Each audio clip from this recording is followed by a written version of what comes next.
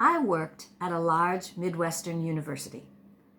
For the most part, I worked at a desk, but still I faced danger on a daily basis.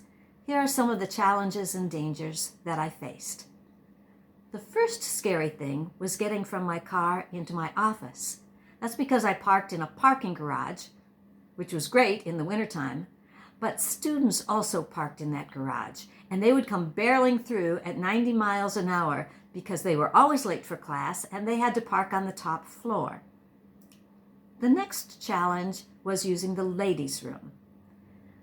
The paper towel dispenser was mounted right next to the door, so people would wait until the last minute to use the ladies' room and then come barreling through the door and hit me while I was standing there trying to dry my hands. Now, the paper towel dispenser had a mind of its own.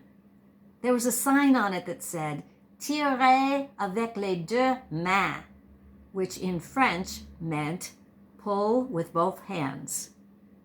In English, it meant keep smacking me as hard as you can, and eventually you might get a paper towel. The next challenge was figuring out what I was supposed to be doing. Luckily, there were brochures in our front office that told visitors what we did, and so every once in a while I would walk down to the front office to see if what I was supposed to be doing had changed. Now, our office moved several times during my career. At one point, we were in a location where we had one-size-fits-all desks. So my boss bought us all new state-of-the-art chairs so we could adjust the height. Well, they came with a 6-page book of instructions, and I never did figure out how to adjust my chair. But the chairs were really good at spinning around. You could walk down the hallway late in the afternoon and see people sitting at their desks just spinning around. Now, the most confusing time in my career was when they instituted the new recycling program. They gave us all state-of-the-art waste paper baskets that were divided in two.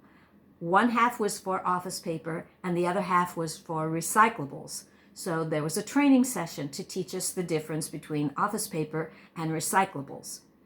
We had a lot of questions.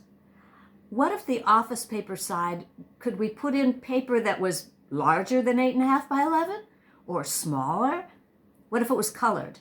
And what if it was wadded up? Did we need to unfold it before we put it in that side?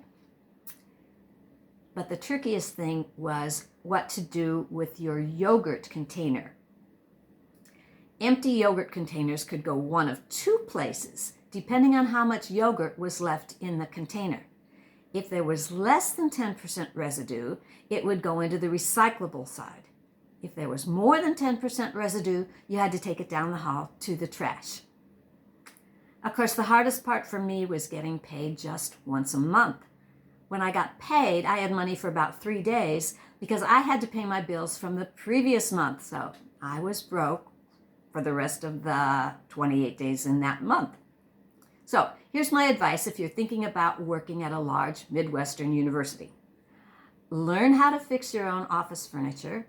Make sure you keep up with what you're supposed to be doing. And if you open a container of yogurt, just eat the whole thing.